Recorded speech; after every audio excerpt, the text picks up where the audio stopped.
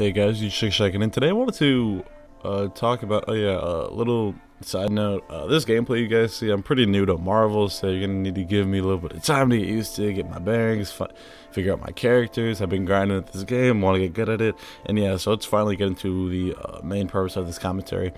And with a bunch of big games like Halo, Dying Light, Tomb Raider, Fallout, Just Cause, The Witcher, and all these big games that came out this year, I was really thinking about $60 games because, as you guys know, I'm not the biggest advocate of $60 games because in this day and age, I don't think it's worth it.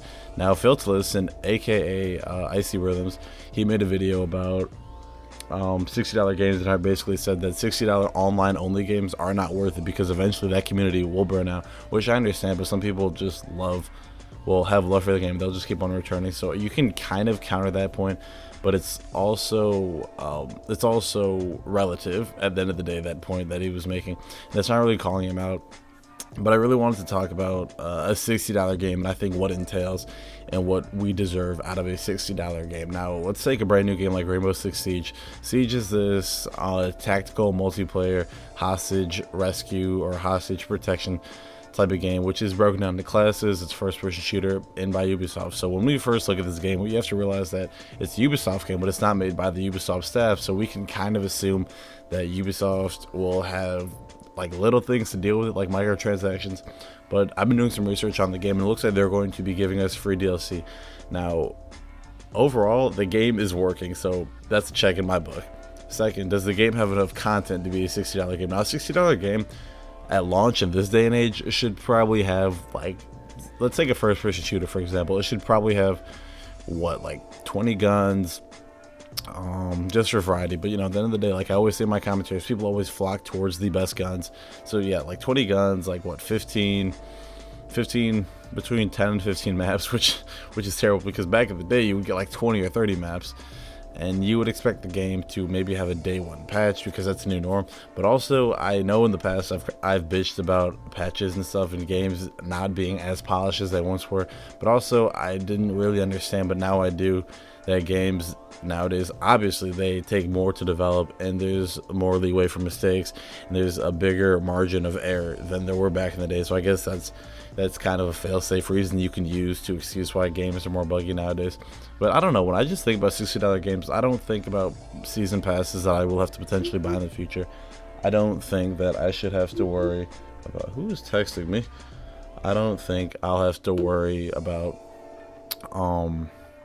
I don't think I should have to worry, like I said, microtransactions, day one patches, season passes, all these little things I should not have to worry about when I buy a $60 game.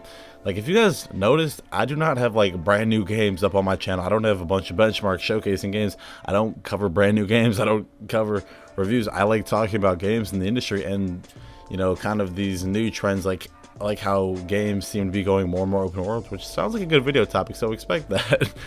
But out of a $60 game, because $60, if you think about that, that's a premium price. That's a lot of money for a game, and especially for me being on PC where I buy my games for like $5 or $10. And like, for example, the most expensive game I probably bought this year was Arkham Knight at launch because I was fucking ecstatic for the game. Like, sure, the PC port wasn't good, and sure, the game was good, not amazing. It was good, but it was not all around as good.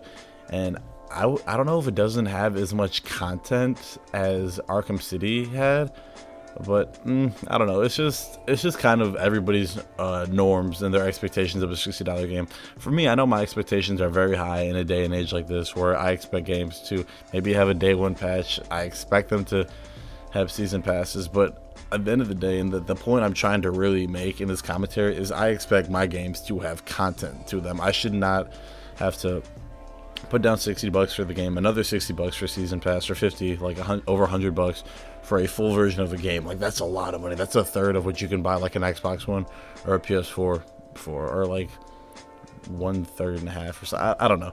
You guys know what I mean. That's also assuming that the console's like $300. But the point that I'm trying to make is, a $60 game, we should not take them lightly. That is a lot of money, and especially, I remember when I was a kid at the store, and I saved it for my first game, and it was like $30 or $40, and I was like, damn, man, I'm broke. And then, you get taxes, and then it's like $65, and you see all these people buying like brand new games. Like when I was working at GameStop one day, yeah, I might talk about that one day. But when I was working at GameStop, this grandma came in and bought like 4 $60 games for her kids. So if you do 6 times 4, that's $240 plus tax. That was like $260. When I was ringing this lady up, I was just sighing, because they're like, yeah, at GameStop, you shouldn't give that much of your opinion, but you should be honest so you can have returning business, which it's just part of their whole business cycle. But it's a lot of money, and it easily piles up, because if you want to buy 2 AAA games, that's going to cost you over $120, which is a lot of money. And especially with the way games are coming out now, broken, no content, season passes, microtransactions, I just think that the whole $60 gaming phenomenon, or the whole $60 gaming price, should be supported with more content and a better community and a better group of developers and publishers behind it. But that's kind of my little 2 cents about a $60 game, and why you guys do not see me buy $60 games. If I do buy $60 games, you can come follow me on Twitter and you'll figure that out. Or you can see me rant about Street Fighter or some other things.